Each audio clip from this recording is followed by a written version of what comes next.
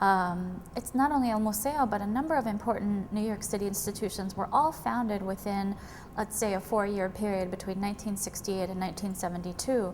That includes El Museo del Barrio, the Studio Museum in Harlem, the Queens Museum, and the Bronx Museum.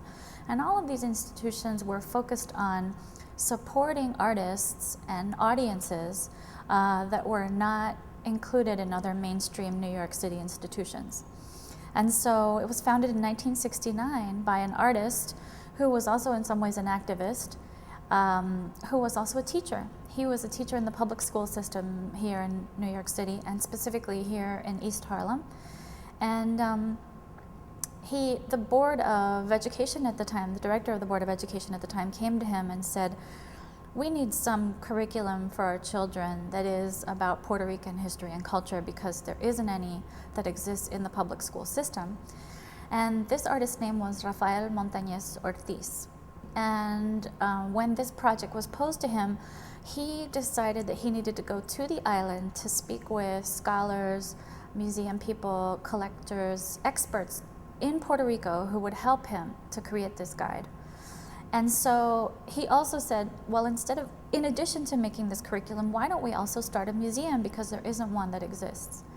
And so that's how El Museo was founded. It was founded originally in a classroom in one of the public schools in East Harlem, grew eventually to a series of storefronts on 3rd Avenue, until it eventually reached its current site here on 5th Avenue.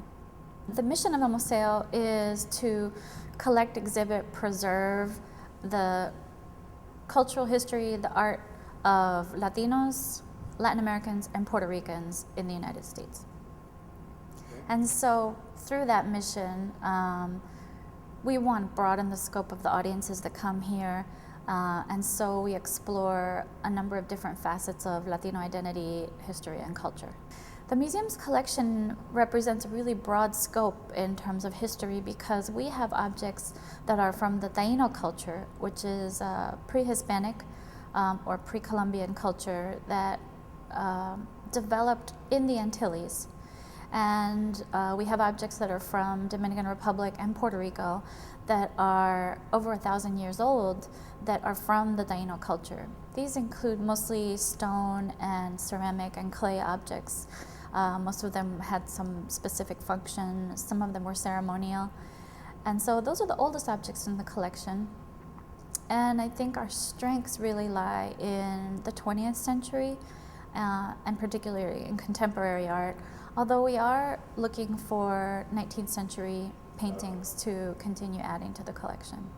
Well, one of the things that we've always been very interested in is sharing one another's work. So for example, just this past spring, we had a wonderful, wonderful exhibition that was organized by the Los Angeles County Museum of Art. It was the Phantom Sighting exhibition, an extremely important exhibition, and we were the only New York venue. We were the only East Coast venue. It gave our audience the ability to see works by artists that they wouldn't have a chance to get to see unless they went to California. We have a variety of educational programs, and they're intended for people of all ages. We do tours for schools virtually every day that we are open, and they'll take a tour through the galleries and then go upstairs into our talleres, or our classrooms, and do a hands-on activity. So we're telling a more complete story of American art by supporting these kind of projects that look at art that's made in the United States by Latinos.